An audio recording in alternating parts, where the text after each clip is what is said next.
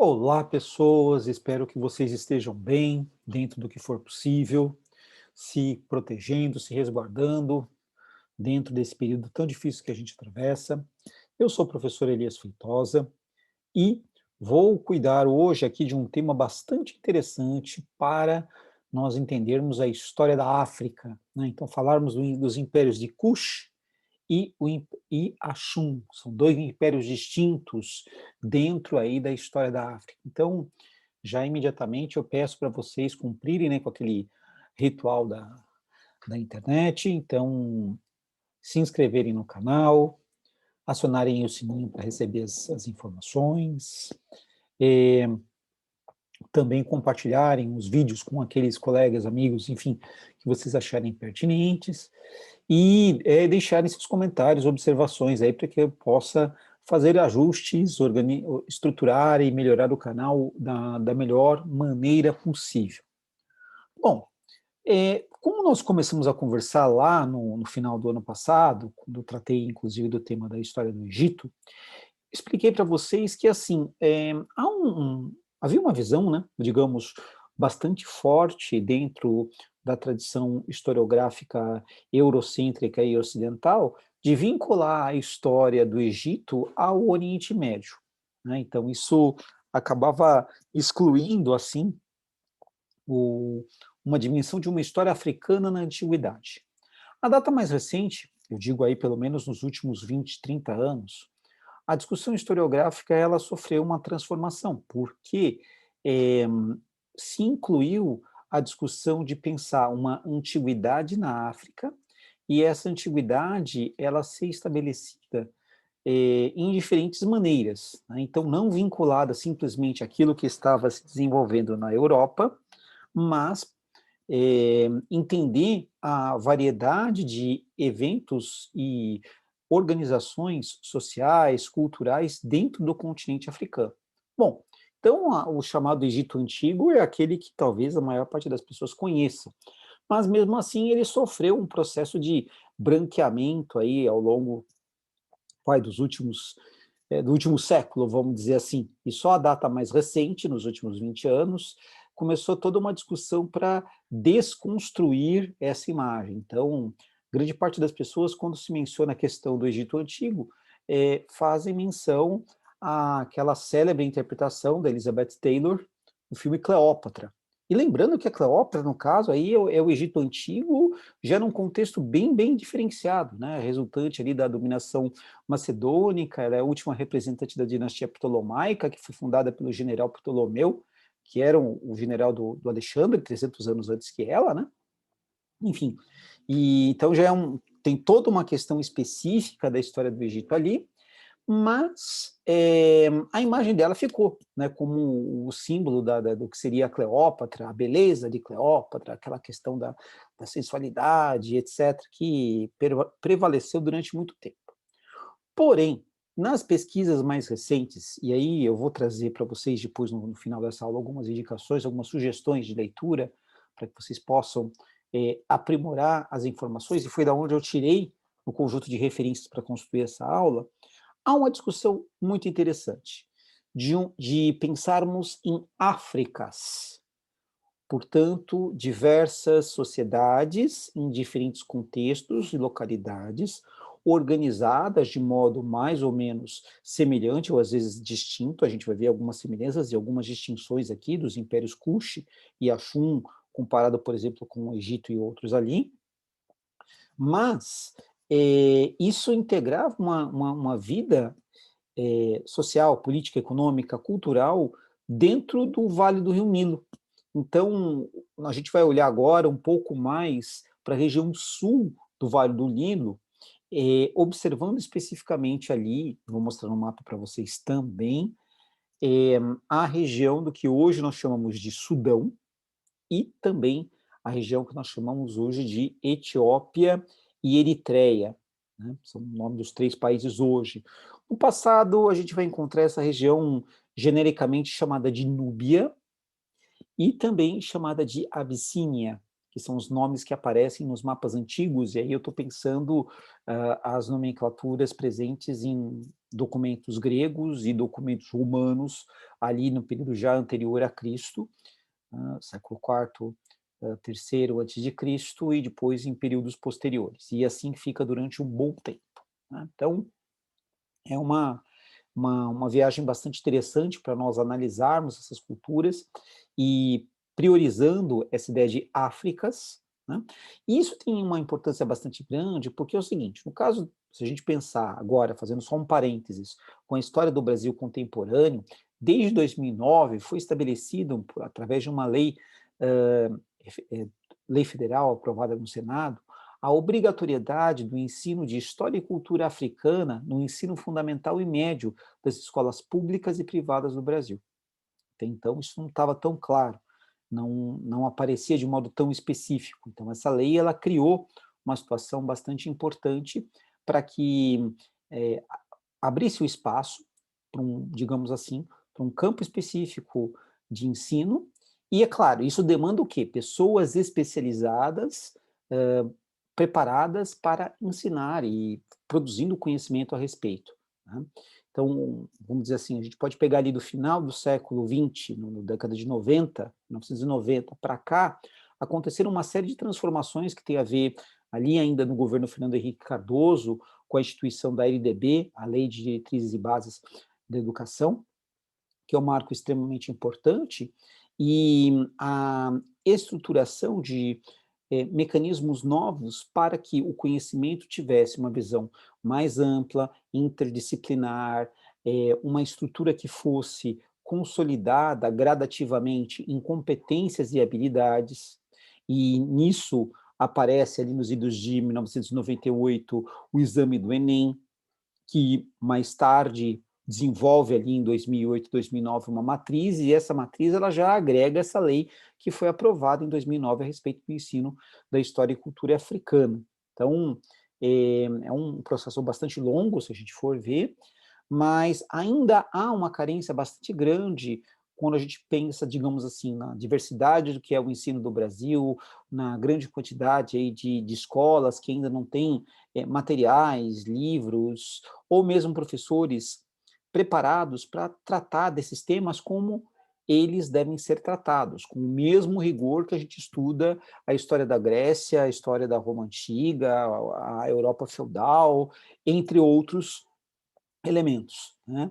E isso esbarra, entre outras coisas também, não só na questão intelectual, vamos dizer assim, do despreparo de alguns professores, porque não tiveram isso na sua formação, passaram por cursos que foram, às vezes, precários, de capacitação e que deram formações muito superficiais, mas há também a questão do preconceito. Infelizmente, muitos colegas de profissão, eles, por conta de seus elementos, digamos assim, mais privados, pensando aí as suas crenças e a visão de mundo que trazem a partir dessas crenças, não ensinam história da África por vê-la como algo inferior, primitivo, muitas das vezes demonizado, associado ao mal, por conta de certas leituras que a gente vai encontrar dentro de tradições religiosas, em especial de algumas referências de grupos cristãos, não são todos, mas alguns têm essa visão ainda, e cria aí um fator de resistência para que esse conhecimento chegue ao estudante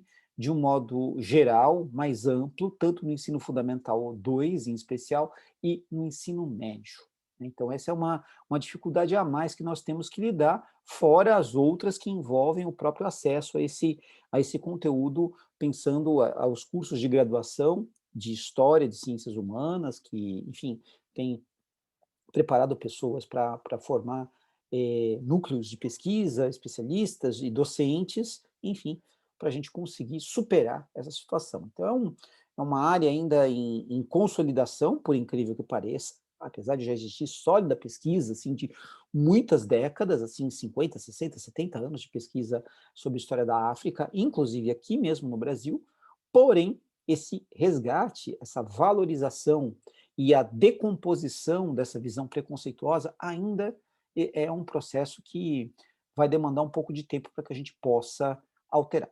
Bom, feita essa introdução, eu começo aqui com vocês a trabalhar da seguinte maneira. Então, espera aí, deixa eu só passar o próximo slide. Aqui, para que nós possamos nos localizar. Então, o que que acontece? Nós temos aqui a região nordeste da África, como eu comentei com vocês, o Vale do Rio Nilo. Então, lembrando, o Rio Nilo, ele nasce na região centro-oriental da África, lá no Lago Vitória, e percorre o continente africano do sul para o norte, indo desaguar no mar Mediterrâneo.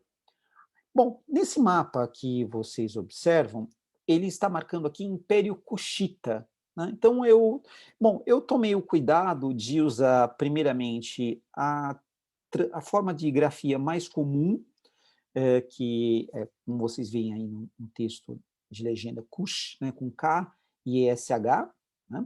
Existe a versão aportuguesada que é Cush com X e E, normal. Por exemplo, se ele só aparecesse numa prova, num exame vestibular, e você estivesse explicando, escrevesse Cuxa portuguesado, perfeito. Ninguém tiraria nota de você porque você não usou a expressão original, né? E pode aparecer também essa anotação que eu estou aqui no nosso mapa aqui, marca como Império Cuxita, tá? Então, Império Cuxita, povo Cuxita é o povo de Cush, né? E a região que esse império se desenvolveu está ali aqui onde marca no mapa. Vocês estão vendo esses números romanos? 1, 2, 3, 4, 5, 6. São as cataratas, então as quedas de água presentes aí no curso do Nilo. Lembrando que ele vai da região mais alta, aqui no sul, para mais baixa, aqui no norte. Tá? E ele, nesse mapa aqui, aparecem duas cidades, Meroe e Nápata, que foram dois importantes núcleos urbanos junto aqui do Vale do Rio Nilo e que configuraram, digamos assim, a presença dessa cultura Kush dentro dessa região. Reparem que a região aqui do Nordeste da África, ela está em conexão, indo aqui mais ao sul, com essa área que a gente vai chamar de chifre da África, né? E o Império Cuxita, ele marchou em direção ao norte e chegou a dominar aqui a região norte do Egito, onde estão Tebas e Mênfis. Então, isso é uma perspectiva bastante interessante para perceber que não só houve uma cultura ali mais ao sul, nessa região aqui, aqui no mapa, onde aparece Tebas e Itamarcaté e Cuxita, então, entre a primeira e a terceira catarata, nós temos essa aqui, a região da Núbia, né? E esses povos da região da Núbia, eles conseguiram dominar a região mais ao norte e ficaram ali por um longo período de dinastias exercendo esse governo. Então, isso já de cara desconstrói essa visão, digamos assim, tão intensa que ficou na nossa mente por conta do embranquecimento, entre aspas, promovido pela visão eurocêntrica, né, de um Egito branco, né? Então, na verdade, a gente está falando, o povo da Núbia já é um povo de pele mais escura. Então é possível falar em faraós e rainhas negros? Sim. Inclusive, a própria iconografia do Egito, as próprias imagens do Egito mostram eles com a pele escurecida. Então, é só a gente fazer o contraste entre o que o cinema nos mostra e que as fontes históricas presentes nas paredes dos templos, nas tumbas, nos papiros, tal, o contraste já é evidente. É, é só vocês, por exemplo, também vou pegar uma referência para a geração mais nova, né, que com certeza vocês têm aí como presente, que é o famoso filme Deuses do Egito, né, que contou lá com grandes nomes do cinema atual, né? Então, Gerard Butler, né, que ficou notório no papel do Leônidas, dos 300 de Esparta, né? Então, ele não é um ator de origem africana, né? Então, a aparência dele é europeia, né? Então, a gente vai encontrar ali, mas já que iam falar de deuses do Egito, por que não então usaram pessoas que tivessem um semblante, uma aparência muito mais real à população ali daquela região do que, por exemplo, as referências hollywoodianas? Bom, aí o que falou mais alto foi a questão de vender bilheteria e tal. Então, eles escolheram grandes nomes aí do cinema hollywoodiano e agregaram alguns outros num segundo, terceiro escalão para dar um certo grau de semelhança com os grupos africanos ali, mas algo bastante precário ainda. Então, isso é uma discussão, como eu falei para vocês, que ela ainda está por se resolver. Aqui na observação do nosso mapa, vale entender o seguinte, que na margem esquerda, né, então, o que a gente chamaria na margem do lado leste, nós vamos encontrar a cidade de Nápata, e na margem direita, né, a cidade de Meroe, né, que seria a margem oeste. Né? Então, essa é a presença aqui desses dois grandes centros. Bom, o que nós precisamos mais analisar aqui? Agora eu já trago aqui um outro mapa, e onde já aparece, inclusive, em concomitância, o reino de Axum, o reino de Cush, e essa região aqui do Egito faraônico, que nós vamos conhecer, onde eles fizeram um processo de expansão e dominaram aqui essa região norte, e uma área aqui que foi de matriz grega durante um bom tempo, que é a Quirenaica ou Cirenaica, atual Líbia. Né? Então, aqui a gente está falando dentro da fronteira, pensando os mapas na atualidade, a região da Líbia, a região do atual Egito, e essa região de Kush, aqui já seria a divisa, né, do Egito com o Sudão, e Axum, já a região daqui do Sudão, indo para a fronteira com a Etiópia. Né? Bom, o que é interessante a gente observar? Em primeiro lugar, eu já marquei as cidades aqui, o papel delas, mas esse mapa traz rotas de comércio, predominantemente terrestres, marcada em vermelho, mas a gente não pode ignorar a navegabilidade do rio Nilo em grande parte do seu curso, e em especial na época das cheias, quando as cataratas... Porque é o seguinte, a catarata é um desnível, né? Você vai de uma região mais alta para mais baixa. Hoje a gente tem tecnologia para tanto, mas na época não tinha. Agora, quando que esse desnível desaparecia? Bom, na época das chuvas, das cheias, então a água ia subindo, subindo, subindo, inundava várias áreas e nivelava o curso do rio. Então, isso possibilitava uma melhor circulação dos barcos. Então, esses barcos, eles levavam pessoas, eles levavam mercadorias.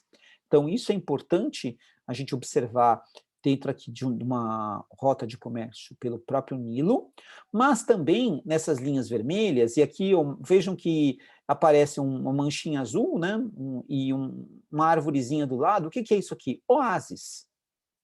Então, há um comércio litorâneo aqui no norte, certo?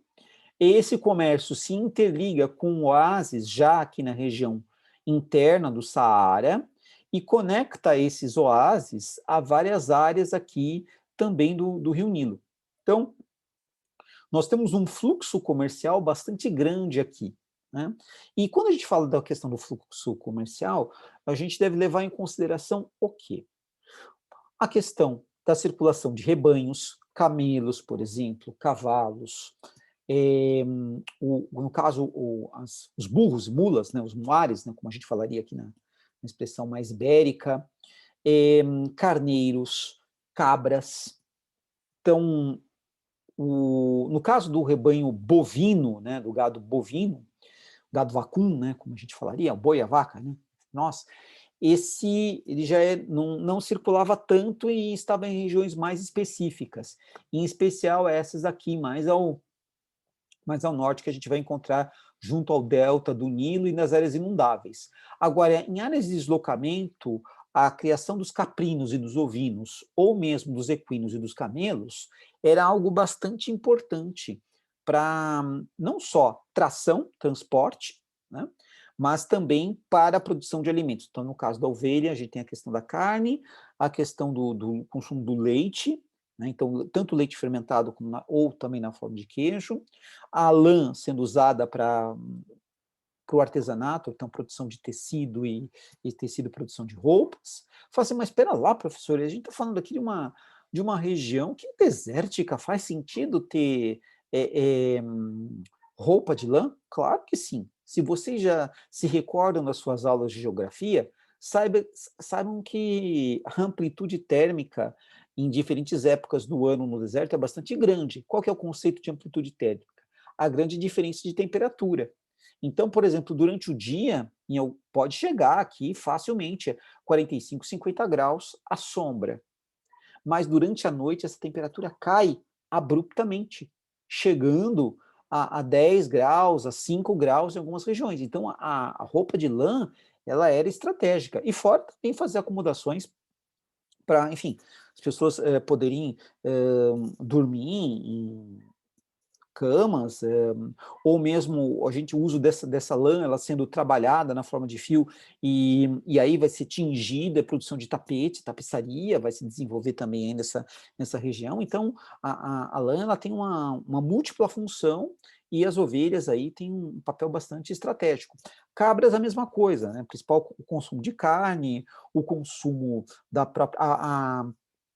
A gente vai ver, por exemplo, pele de cabra servindo de matriz para produção do chamado pergaminho, né? Então, entre outros animais, que a gente vai encontrar, mas uma possibilidade, a carne da cabra, o leite da cabra, então isso aí tem uma importância bastante grande. O camelo, tração, mas também você tem o consumo do leite de camelo, é um leite mais gorduroso, mais forte do que a gente conhece, comparado aí com o leite de vaca, por exemplo, que está habituado, ou mesmo o leite de cabra, mas também ele era consumido, fermentado em especial. Então, esse percurso que a gente observa aqui, ele permite entender também, então, uma circulação tanto de criadores desses rebanhos, como de artesãos vinculados a diferentes produtos, sejam produtos alimentares ou outros produtos que são interrelacionados com aí a subsistência, tá?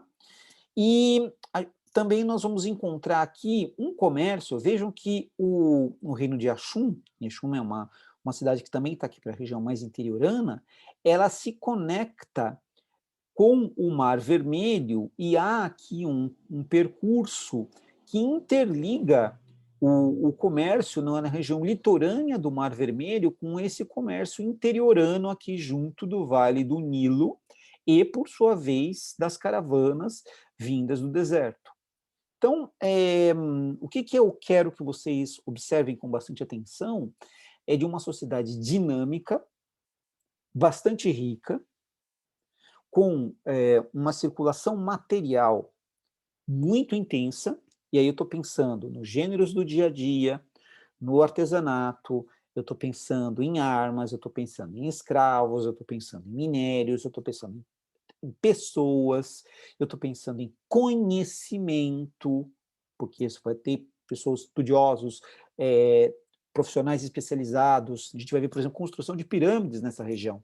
Ué, mas as pirâmides não estão apenas lá no norte, né, em Gizé, não sei o quê. Sim, as mais famosas talvez estejam aqui, mas ao longo de todo o curso do Nilo a gente encontra a presença de diferentes tipos de pirâmides, construídas em diferentes épocas e diferentes contextos. Então isso quebra um pouco, mais uma vez, esse estereótipo de um Egito isolado aqui e uma África nula no seu restante. Então isso é bastante importante. E essa questão da circulação dos trabalhadores especializados em construção, aquilo que hoje a gente chamaria de engenheiros, de arquitetos, a circulação de diferentes tipos de artesãos. Artesãos trabalhavam madeira, trabalhavam pedra, produziam o papiro, né? Então a gente já viu isso na aula de Egito, né? O papiro era uma planta fibrosa que era cortada e compactada e virava suporte para se escrever, né? Tem a questão aí da produção do pergaminho, que eu citei, que é usar a pele de animais, coelho, ovelha, cabra, tal, para produzir também. Então você raspa, sabe? Você tira a pele do animal, raspa a parte inferior, que tinha contato aqui com músculo e gordura, tal, você tira toda aquela parte que a gente chamaria de gelatina, né? Colágeno, elastina, tal, raspa essa parte de cima aqui, onde tinha os pelos, isso passa por um processo de tratamento que vai dar uma firmeza, uma consistência a essa pele, ela é esticada, seca, depois se transforma no suporte de escrita, que é o tal do pergaminho, né? Então, tem artesãos e ateliês, oficinas específicas que se produzia isso nessa região.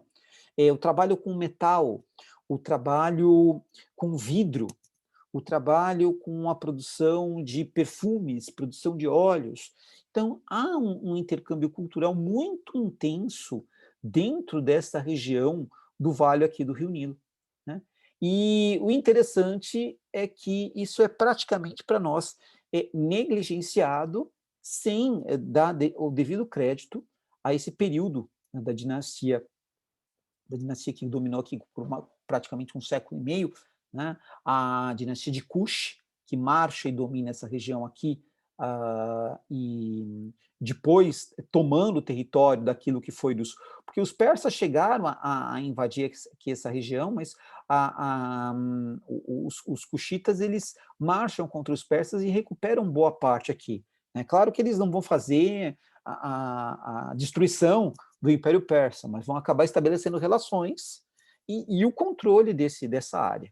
Né? Então, isso é bastante importante. E o reino de Axum, a gente vai observar depois com mais detalhe, a conexão dele aqui não é só com o Mar Mediterrâneo Norte, como a gente vê nesse mapa. Né? Aliás, desculpa, o Mar Vermelho Norte e o Mediterrâneo, mais ao norte ainda. Mas o Mediterrâneo também aqui ao sul, no entorno da Península Arábica. Então, há uma conexão África-Ásia também nesse extremo chamado chifre da África, que a gente estuda nas aulas de geografia e geopolítica. Então, isso é bastante importante para analisar dentro desse contexto. Muito bem. Bom, aqui eu trago para vocês assim, bom, uma visão mais geral, essa foto de baixo, e aqui uma visão aproximada do que seria uma necrópole.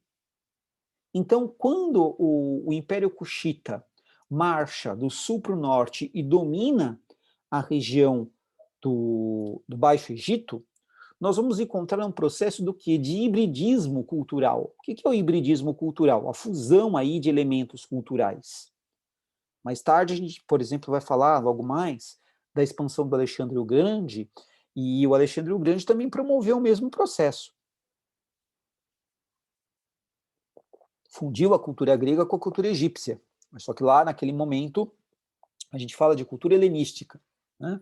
Agora, aqui no caso, a gente está falando da expansão cuxita, e a figura, em especial, desse rei Shabaka, né, que entre 712 e 713 a.C., ele domina todo o território ali junto do vale do Baixo Nilo. Deixa eu voltar aqui só no mapa para vocês, e vai estabelecer aqui, né, Mênfis, né, como a sua capital, né, tá aqui. Então, olha só, o Kush está aqui, mas ele marcha tal, e estabelece o controle nessa área aqui. Então, Mênfis está aqui como a capital de Shabaka. E é um período bastante importante, né, fundando a 25ª dinastia. E o que aconteceu é o seguinte, isso tem a ver com o contexto também, quando a gente compara lá, fala, olha, isso era a substituição do quê? Bom, quem tinha estado ali presente no Egito também tinham sido os assírios. Os assírios tinham atacado a região ali do Baixo Egito. Então, os assírios foram vencidos e a 25ª dinastia se estabeleceu, né, nessa região. Né? Muito bem. Depois, agora você vai falar assim, poxa, mas espera aí, professor, mas você falou do hibridismo cultural, a gente está encontrando aqui, por exemplo, esse tipo de portão, vários templos ali no Baixo Egito tem esse tipo de entrada? Sim. A gente vai encontrar, então, aqui isso como uma referência. Agora, uma segunda referência, estão vendo essas pirâmides que estão aqui? Elas têm a mesma exata função que as pirâmides lá da região do Baixo Egito, na planície de Gizé. Ser o lugar de proteção, a morada eterna do corpo do faraó, do corpo do governante. Então, é a mesma circunstância aqui presente. Então, a gente vai encontrar a pirâmide como a sepultura, a presença de templos de culto desses reis mortos, né? Então isso é bastante importante. E na própria representação desses governantes tal, a gente já encontra um traçado que é muito semelhante ao traçado daquilo que a gente vai encontrar dos hieróglifos lá do Baixo Egito. Então, o hibridismo cultural, ele não esteve presente só na questão da arquitetura, ou mesmo da escultura, ele vai chegar também na escrita. escrita hieroglífica, e há uma escrita meroíta desenvolvida. Hoje, os especialistas que trabalham com o estudo dessa civilização ainda não conseguiram desenvolver uma chave de transcrição e tradução, como, por exemplo, foi feito com os hieróglifos do Baixo Egito. Tá? E aí a gente deve isso ao François Champollion, lá no contexto do século XIX, que encontrou a famosa Pedra de Roseta, a gente falou disso na aula sobre o Egito, né? E nessa pedra você tem duas inscrições da língua egípcia e a grega antiga, né? E o Champollion, sendo um especialista em grego antigo, ele conseguiu construir uma comparação de uma escrita para outra e começou um processo de tradução daquilo que seria a língua egípcia, e isso avançou aí 200 anos, e hoje a gente já tem um sistema de tradução muito bem organizado sobre os hieróglifos do Baixo Egito. Agora, a escrita meroíta, ela ainda está em estudo, e não tem uma produção ainda tão desenvolvida quanto a do Baixo Egito. Mas é um campo de estudo, e isso requer tempo, requer formação de especialistas, e é algo que vai avançando geração a geração. Bom, esse painel que eu mostro aqui para vocês, com essas imagens, ele traz uma menção ao quê? A vida pós-morte. Então, a dimensão pós-morte lá no Baixo Egito já era forte, no Alto Egito, na região aí que nós estamos vendo de Kush, era bastante intensa também. Uma outra questão são os deuses antropozoomorfos. Antropo em grego é homem, zoo em grego é animal, e morfos é forma.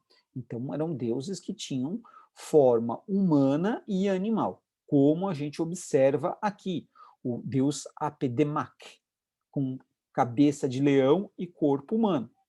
Ele seria um deus guerreiro, né, um deus protetor dos exércitos, e tinha sempre, né, a sua presença marcada ali nos diferentes territórios, digamos, dominados dentro do Império Kush.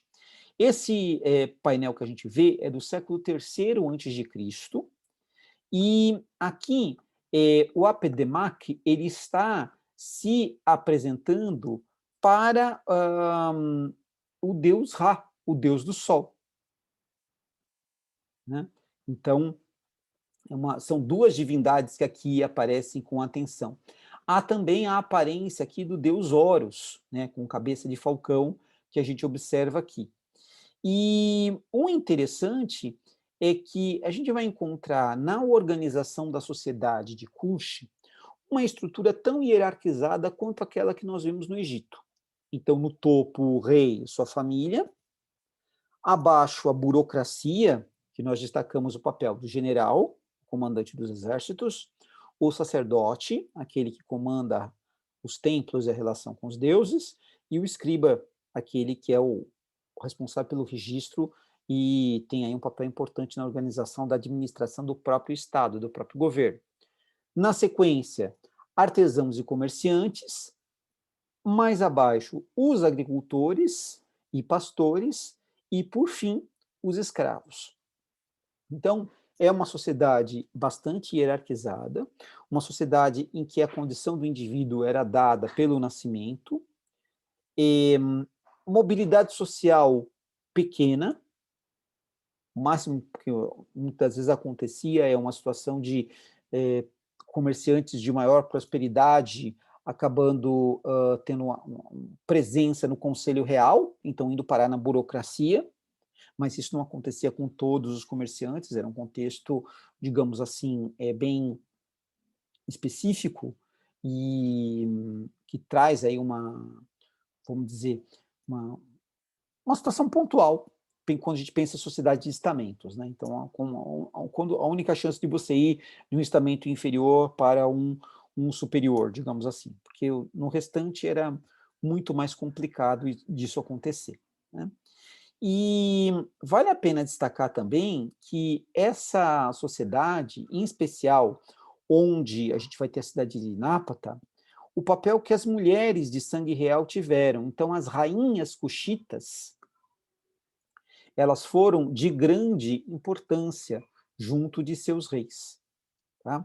E isso se encontrava presente tanto naquela situação específica, por exemplo, da morte de um rei e o seu herdeiro ser menor de idade e a rainha assumir o papel de regente, mas aqui no caso nós estamos falando, sim, na verdade, de uma estrutura matriarcal.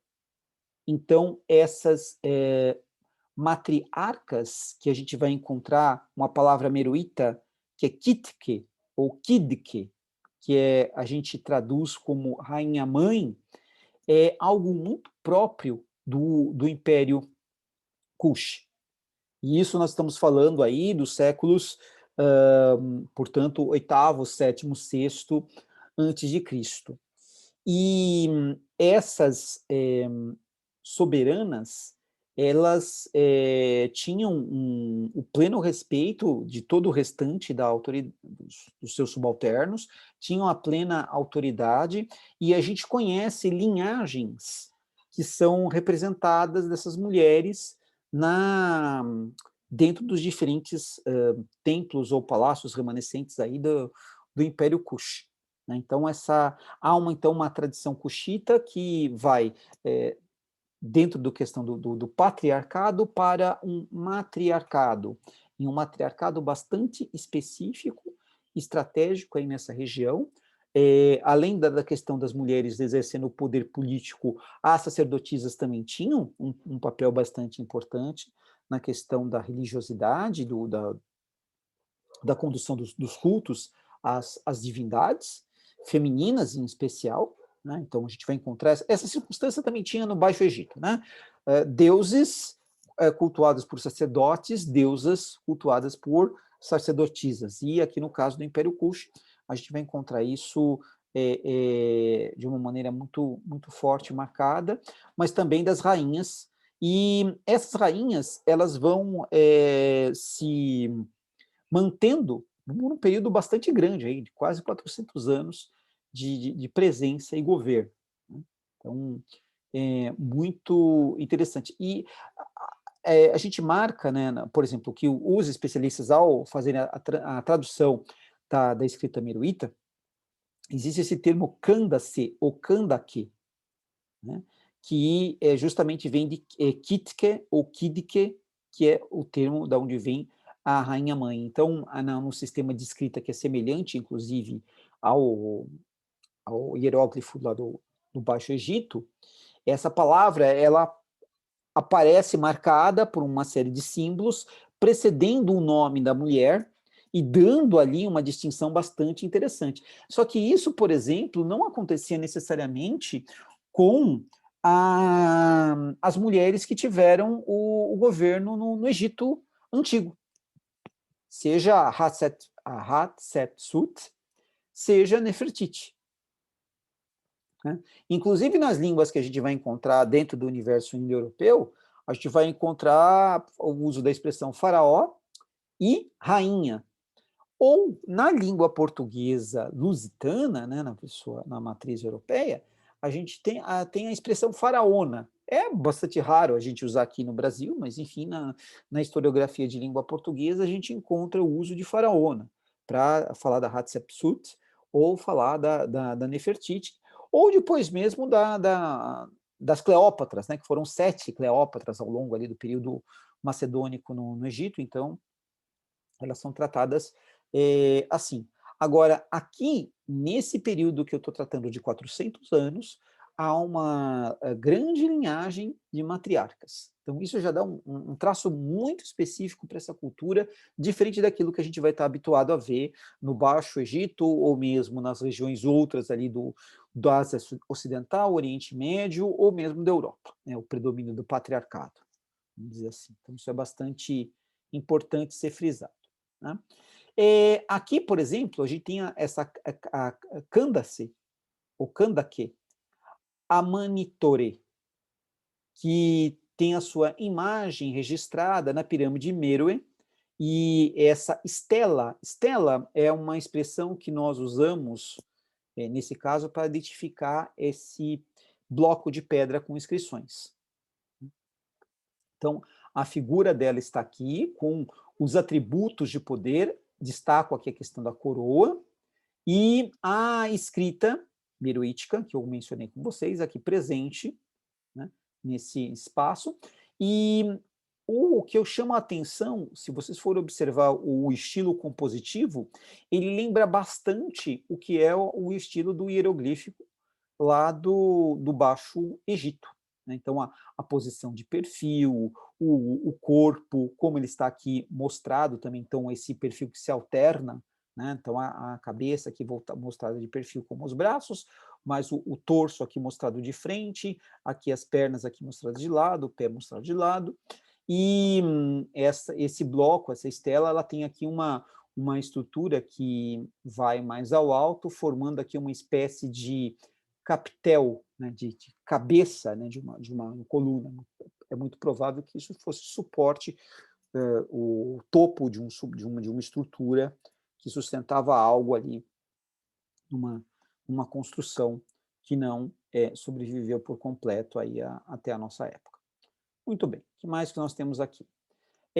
Outro dado interessante para a gente analisar da cultura Kush é também, eu mencionei da sofisticação cultural deles, e isso a gente observa pela cultura material. Então, aqui nós temos um bracelete com uma representação da deusa Ísis, feito em ouro e lápis lazuli, né? E isso foi encontrado na tumba que é justamente de Amananchiqueto, né, que seria o nome dessa rainha, né, dessa Kandake, que governou ali dentro desse contexto do matriarcado. Então, é um trabalho muito sofisticado, muito refinado, um domínio aí da ourivesaria, da joalheria, tão intenso quanto outros dos períodos lá do Baixo Egito. Então, assim, o que eu quero que vocês percebam, em especial, é que essa cultura, ela não tem nada a dever a outras, pelo contrário, ela teve a sua autenticidade, ela teve a sua variedade, ela foi dotada ela agregou referências, né, estou falando aí do hibridismo cultural, que é bastante importante, então, o trânsito, né, de culturas, a transculturação, isso tá presente aqui, e até muito pouco tempo atrás a gente não tinha acesso a isso, né? Os estudantes do ensino médio, ou mesmo do Fundamental 2, né, não tinham muito contato. E dá a impressão que a riqueza toda estava só lá naquela Egito faraônico, lá do Baixo Egito, ponto, acabou, né? E o resto da África só pobreza, miséria, fome, animais exóticos e mais nada, né? E a visão é muito diferente. Então, assim, isso aqui é uma fração, gente. Então, por exemplo, aqui eu estou trazendo uma parte do acervo do Museu Estatal lá, da Alemanha, né, em Berlim, e ele está lá na Ilha dos Museus, tem um acervo gigantesco, né, de cultura egípcia que foi levado para lá, inclusive o busto da Nefertiti está lá, nessa ilha, nesse museu, na Ilha dos Museus, no centro ali de Berlim.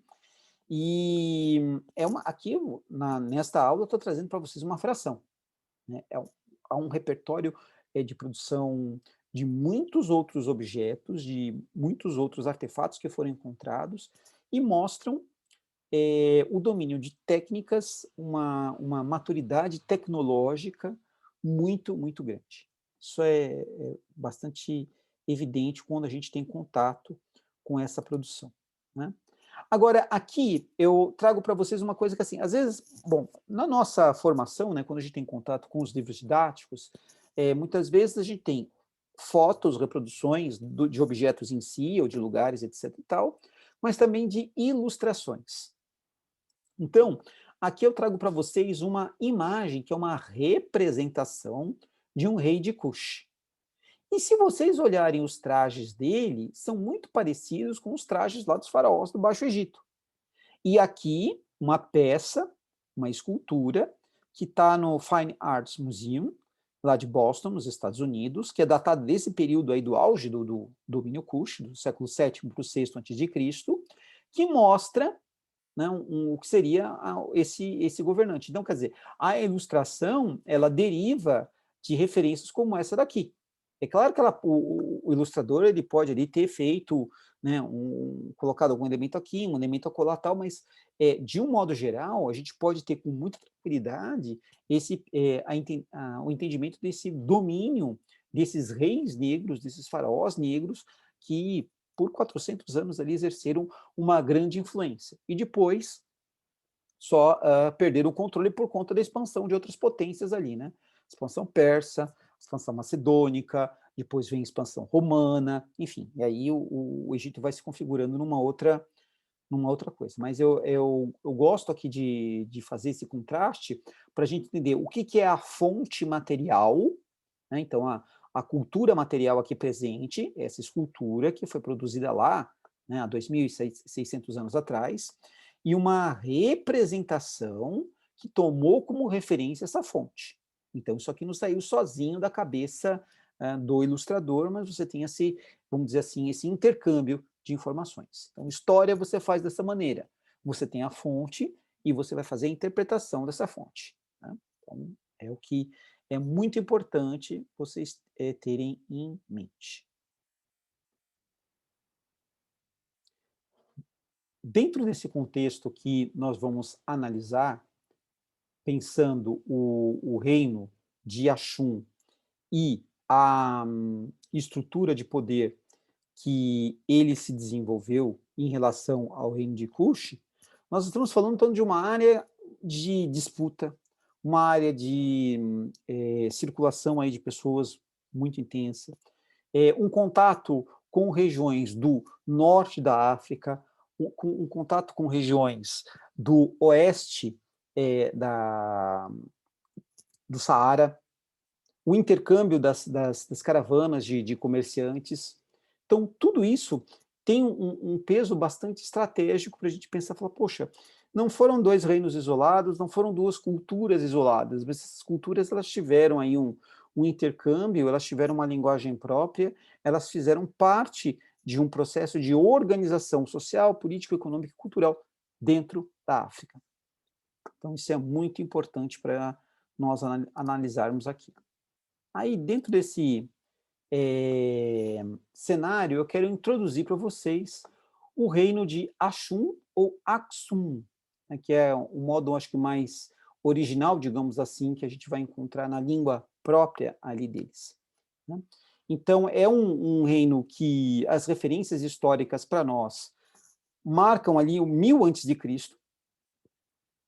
e passou por um processo de expansão e transformação entre esse intervalo de 1000 a.C. aos anos 200 depois de Cristo. Tá? Então, o que acontece é a situação de, vamos dizer assim, Axum se desenvolvendo num lado, Kush se desenvolvendo do outro, e depois a gente vai encontrar a fusão desses territórios, né? A fusão desses elementos aí dentro da expansão, em especial mais tardia do reino de Axum ou Aksum, né? Que a gente vai encontrar no caso do primeiro milênio da era cristã, né? Que seja ali o período de auge. Mas, como eu mostrei para vocês no mapa, o reino de Axum ele já estava ali num processo de desenvolvimento e organização, e em concomitância com Kush, né, numa relação aqui com Kush. Muito bem.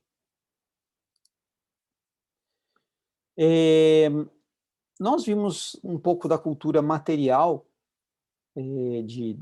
do reino Kush, e aqui eu trouxe, por exemplo, moedas do reinado de Eão ou Eon, né? Eon seria a transcrição, né, mais para o português, Eon, aquilo que seria mais perto do original, e essas, a gente vê aqui então, a cunhagem de moeda, ela denota duas coisas em específico. Primeiro, a organização de uma estrutura monetária dentro do comércio. Então, não é só a simples troca, o simples intercâmbio, né? Então, a gente vai encontrar aí o uso de um padrão monetário, a cunhagem dessas moedas, o domínio, portanto, aí da metalurgia, ou também da numismática, e o uso, né, de tanto das referências iconográficas, símbolos, ideias que vão se colocando ali presentes para representar um dado governo, um dado reinado, uma dinastia, e também as referências que são ligadas aí à representação desses governantes, né? Então, esse aqui nós vemos aqui seria a imagem do rei Eão, ou Eum, né? E isso está datado do século quinto aí da era cristã.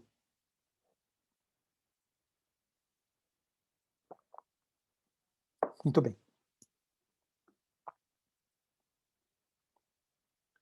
Agora, eu gostaria de voltar aqui com vocês para a gente ver o seguinte: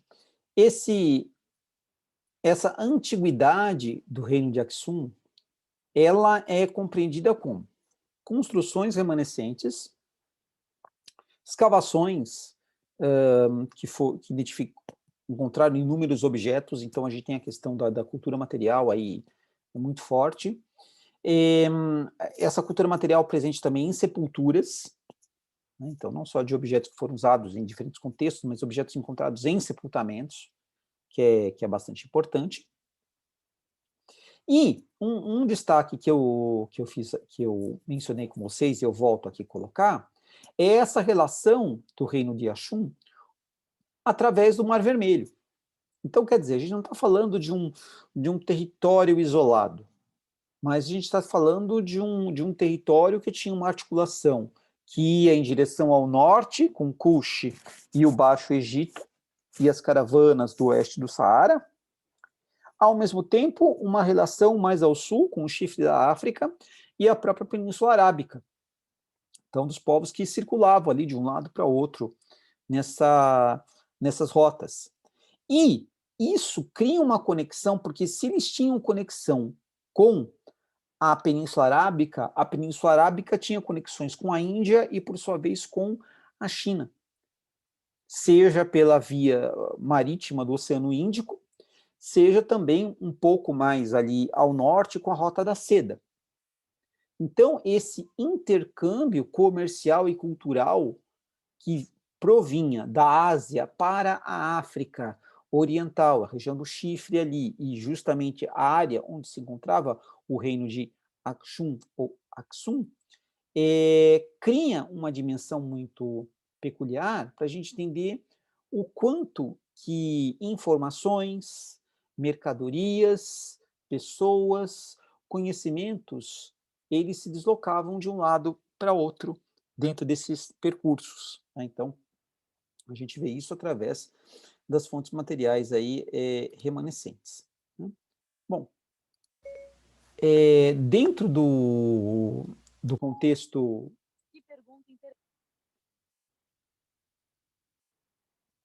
Bom, dentro do contexto que a gente observa a economia aqui, e essa relação com o Vale do Rio Nilo, a gente vai observar, então, uma sociedade também hierarquizada. Então, a gente percebe que os comerciantes têm um peso bastante estratégico aí, sejam do comércio terrestre, sejam do comércio marítimo, vamos dizer assim, ou fluvial, né? Porque o Vale do Nilo era explorado também nessa situação.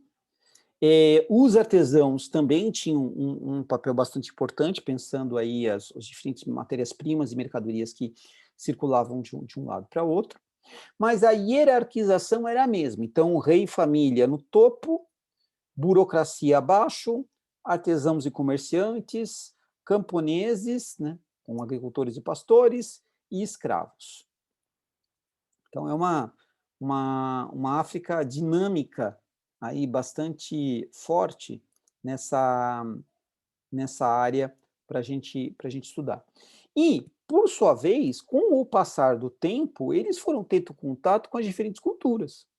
Então, podia ser o Egito, vamos dizer assim, faraônico em si, depois o Egito de dominação cuxita, depois o Egito de dominação persa, do Egito macedônico, o Egito romano, e, inclusive, mais tarde, a religião romana, no seu período final ali, que é a religião cristã, ela chega a essa área. Então, a gente vai encontrar uma presença do cristianismo na África, né? Então, a fundação, por exemplo, da igreja copta, no Egito, de Gupta, que é da onde vai variar na língua latina, Aegyptus. Então, o Aegyptus latino vem justamente dessa referência de palavras, né? De Gupta, da onde vem copta, que tem a ver com a menção ali desse território. Então, essa nova hibridização cultural, a cultura do norte chega à cultura se transforma na cultura do sul, essa monarquia de Axum, ela se converte ao cristianismo, inclusive, por exemplo, aqui o rei Eon, ele está representado aqui entre cruzes. Claramente nós observamos a presença da cruz junto dessas inscrições que marcam aqui a sua importância, a sua influência aqui, né? E uma das figuras que vai ser crucial para esse momento é o rei chamado Ezana, que é quem justamente no século IV ele se eh, converte ao cristianismo, né? Então, esse rei Ezana, ele foi convertido por um monge cristão chamado Frumêncio.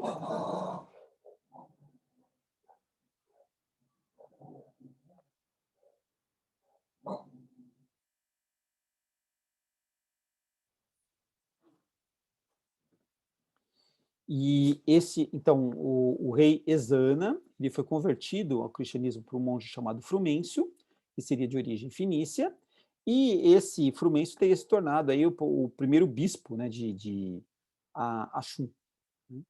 E Ezana, ele se torna uma referência para justamente o quê? A construção da que seria a igreja local ali, aquela que mais daria origem mais tarde, a chamada Igreja Ortodoxa Etíope, né? Então, e eu vou mostrar para vocês agora uma parte desse patrimônio remanescente ali na região, que são os templos de pedra, as igrejas de pedra, em formato cruciforme.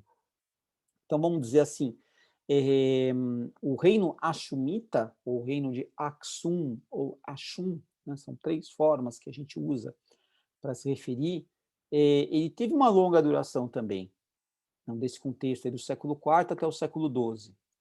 O que vai decompor a sua estrutura é justamente o quê? A expansão islâmica, né?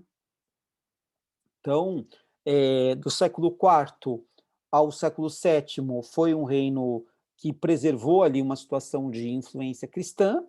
No século VII, começa a chegar a influência islâmica, e isso vai agregando elementos ali para a cultura local, e depois esse território ele fica marcadamente dominado pelo islamismo, em virtude da expansão árabe que acontece ali do contexto do século VII, VIII, IX para diante. Então, é um período bastante importante também para a gente analisar. E eis aqui a estrutura cruciforme que eu mencionei, então a gente está observando aqui, essa é a parte superior da igreja.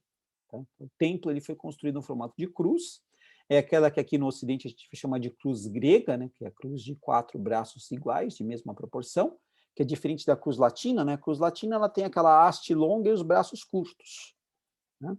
Que era um instrumento de tortura que os romanos aplicavam, o supplicium crucis, né? O suplício da cruz, e depois foi transformado por conta da morte de Jesus no símbolo da salvação, né? Agora, no caso da cruz grega, ela tem essa aparência que é a cruz de 4 braços iguais, né?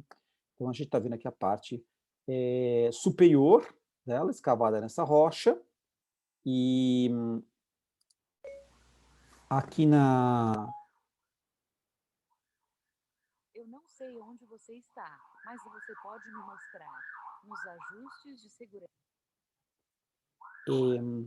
Então, aqui nós vemos a parte superior, e essa parte superior ela foi sendo aqui escavada na rocha, ela foi sendo desbastada, a gente vê todo esse paredão aqui no entorno, e mostra um tipo singular de construção comparado com outros que a gente tem no próprio continente africano, ou mesmo na Ásia ou na Europa. Tudo bem? Então, isso é bastante importante. Agora, aqui já tem uma visão mais lateral dessa igreja.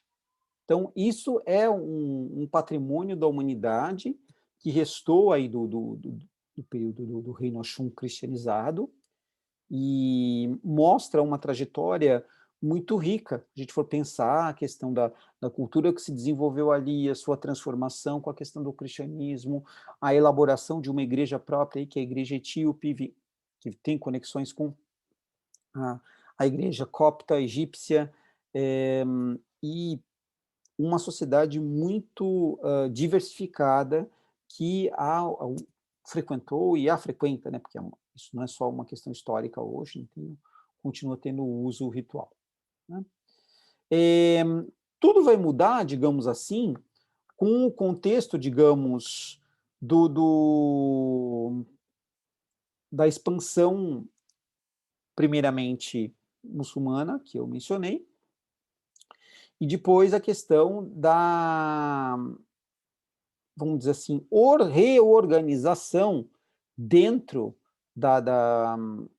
das antigas cidades do Reino Hashemita, dessa população que é, digamos assim, islamizada, e vai constituir ali um modo de vida, então a reocupação dessas cidades, a manutenção do artesanato, do comércio, das rotas, né, de comércio que se desenvolvem ali, e há uma figura bastante importante, esse chefe militar, que é Ahmad ou Ahmad ibn Ibrahim al-Ghazi, né, que foi um dos, uma das grandes referências ali para a conquista dessa região no século XVI.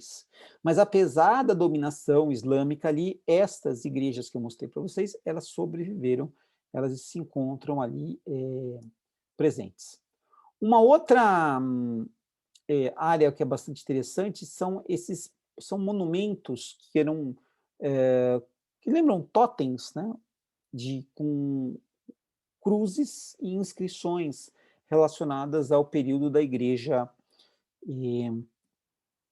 etíope, ali que se desenvolve durante o período Hashemita, e que foram, em parte, destruídas, em parte preservadas, ou até mesmo deslocadas, né, por conta de guerras, né, levado de um lugar para outro, por conta do povo dominante querer impor a sua visão, ou, no caso, destruir ali, apagar, né, essa memória.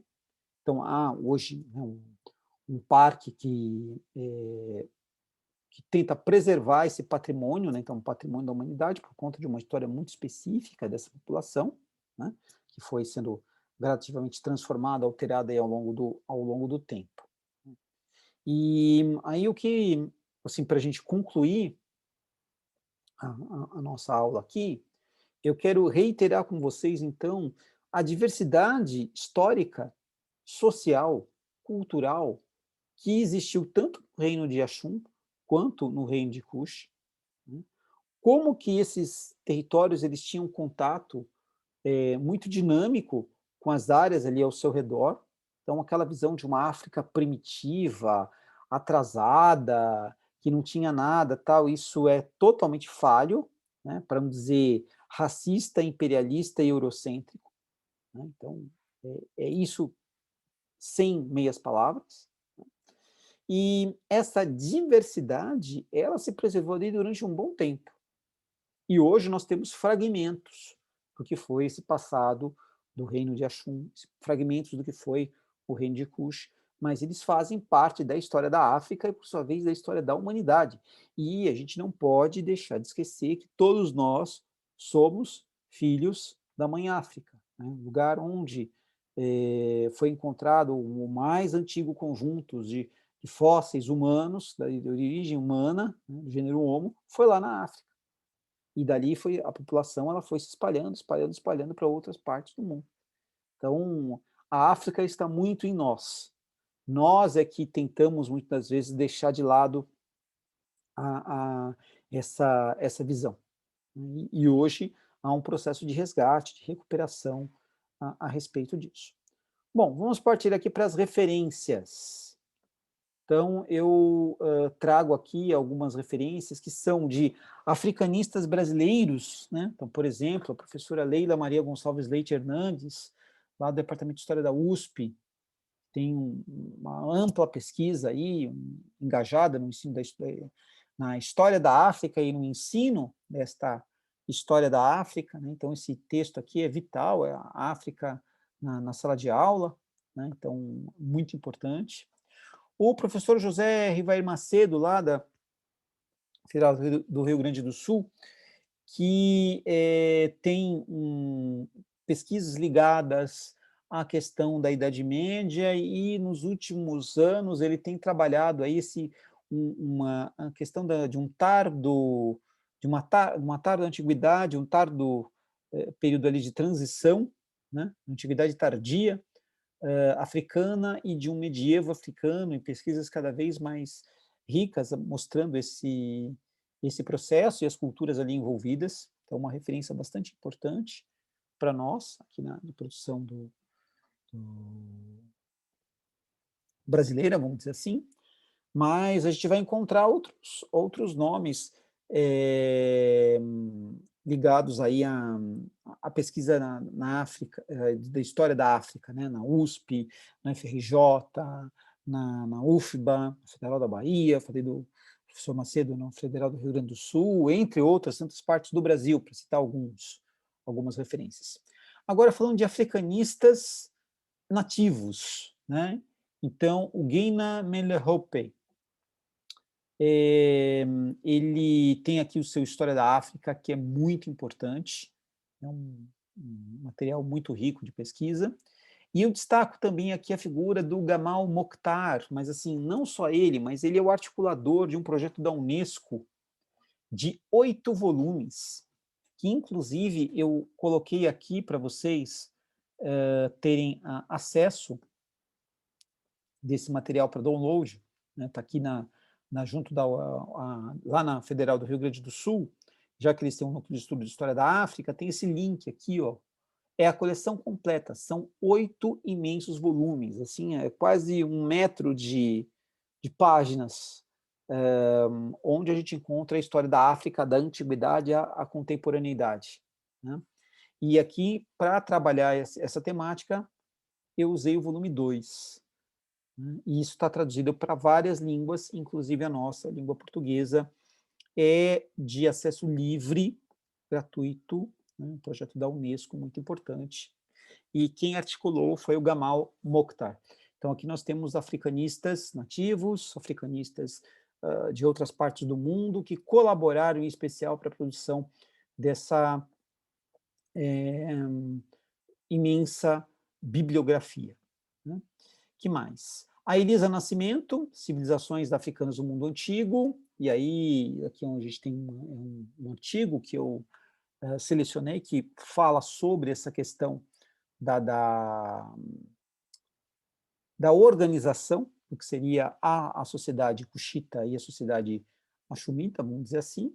O Alberto da Costa e Silva, que é um dos grandes nomes aí um grande africanista de língua portuguesa, e aqui esse seu texto, que é um clássico já hoje para nós, né, que é A Enxada e a Lança, a África antes dos portugueses, de uma importância imensa, e uma sequência de sites aqui para vocês, como no caso aqui do Núcleo de Estudos da UFBA, da Federal da Bahia, Afroásia, a Casa das Áfricas, que vai reunir aqui uma grande comunidade de estudiosos africanos, em especial da comunidade lusófona, né, de língua portuguesa, a Enciclopédia Britânica, com os verbetes ligados aqui, o reino de Kush e o reino de Axum, o Axum.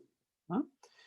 Eu coloquei também aqui uma referência que é da professora Joelza, né, uma colega aqui da área de História, que tem um site muito rico, muito criterioso, muito interessante para, digamos assim, agregar aí como referência, que é o Ensinar História. Então, coloquei aqui com um site em língua portuguesa, com esses conteúdos. Tem também essa questão de fontes, né, sobre a história africana na internet. Então, isso aqui é um portal da Fordham University, muito importante. O núcleo de estudos que eu citei da Federal do Rio Grande do Sul, e não poderia deixar também de mencionar a National Geographic Society, com seus textos, né, bastante primorosos, e no caso aqui eu destaquei um artigo em especial falando desse Egito núbio e dessas pirâmides da Núbia, tal, desse contexto aí que a gente pouco fala, pouco trabalha dentro da nossa programação de história, né? Infelizmente, a gente ainda está muito eurocêntrico, ainda muito eurocentrista, a gente ainda tem muito a avançar.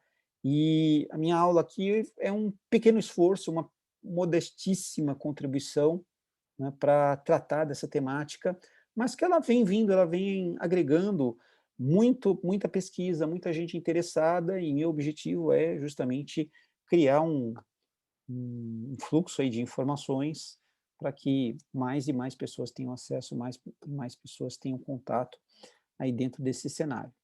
E eu termino a nossa aula por aqui. Desejo a vocês aí, como sempre, leituras, estudos, revejam aí a aula, revejam as referências, pesquisem, se informem, para que a gente, na próxima aula, deixe o continente africano e vamos na direção mais ao norte, transpondo ali o Mediterrâneo, em direção às ilhas gregas e à Península Balcânica, onde se constituiu, a partir de 2000 anos antes de Cristo, aquilo que a gente vai conhecer como Hélade, né, o mundo grego. Então, a gente vai começar a falar da formação desse mundo grego. Então, esse será o próximo tema na nossa próxima aula. Eu agradeço aí a atenção, paciência de vocês e ficamos por aqui.